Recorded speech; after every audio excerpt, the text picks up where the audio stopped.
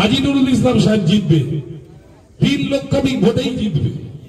কিন্তু যখন সে জিতবে তখন 14 নম্বরের কাউন্সিলর হিসাবে যদি আমি হাজী সাহেবের কাছে গিয়ে বলি যে আমার ওয়ার্ডের জন্য দাদা এইটা দিন, সে বলবে তোর ওয়ার্ডের মানুষই তো আমাকে যেতে।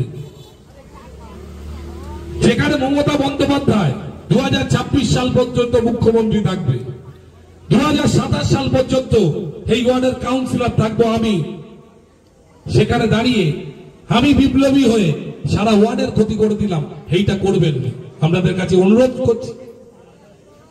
হাড্ডা বারন্দা বলছিল যে 1 জুন ভোট দেবেন, 4 জুন সবুজ আবির খেলবো, তারপরে আমরাও বুঝে নেওয়ার ক্ষমতা রাখি।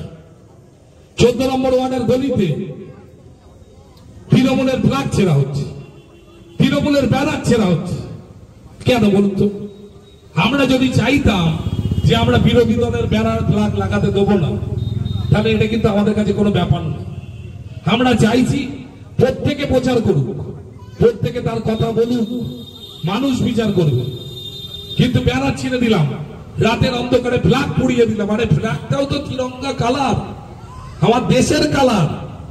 আমি দেশপ্রেমী, দেশভক্ত হনুমান, আর আমি তিরঙ্গা কালারকে পোড়াচ্ছি, ব্যানার ছিঁড়ে দিচ্ছি।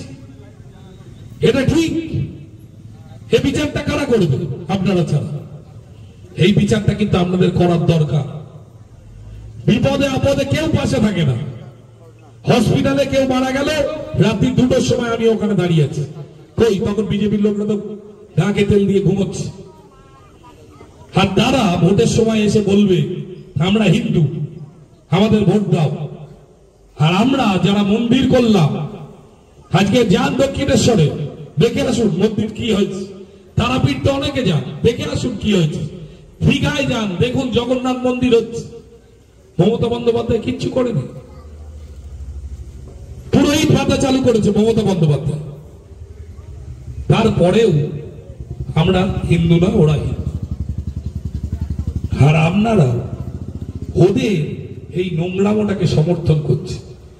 যখন আপনি হসপিটালে ভর্তি হবেন, একটা ব্লাডের কার্ডের প্রয়োজন হবে, তখনও তৃণমূল কংগ্রেসের নেতার বাড়ি গিয়ে বসে থাকে। তৃণমূল কংগ্রেসের কোন নেত্রী কোন কর্মীর কাছে সাহায্যের হাত বাড়ান, তখন ওরা সাহায্য করতে আসে না।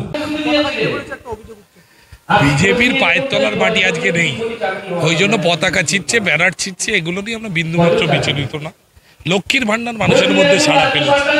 আমরা জিতবো 14 নম্বর থেকে, হাজী সাহেব জিতবে, এটা সময়ের অপেক্ষা।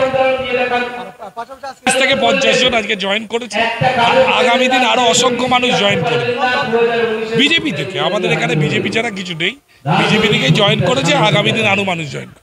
সম্পর্কে ব্যক্তিগত বলবো না, কারণ নুসরাত জাহান আমার পুজো থেকে শুরু করে আমার ওয়ার্ডে একটা পার্ক স্যাংশন হয়েছে, সেটাও নুসরাত জাহান করেছে। এটা ভোটের পরেই কাজ শুরু হবে, বিরোধীরা বলবে। এখন প্রার্থী সম্পর্কে ছিল, প্রার্থীর দিনের শেষে মমতা বন্দ্যোপাধ্যায়, অভিষেক বন্দ্যোপাধ্যায় যাকে করবে আমরা কর্মী, তার জন্য ভোট করব। বসিরহাট পৌরসভায় দেখুন, আপনারা জানেন বসিরহাট পৌরসভা বরাবরই বিজেপির জিত থাকে। আমরা চেয়েছি এবার বসিরহাট পৌরসভা থেকে 1000 হলে ভোটেও তৃণমূল কংগ্রেস জিতবে।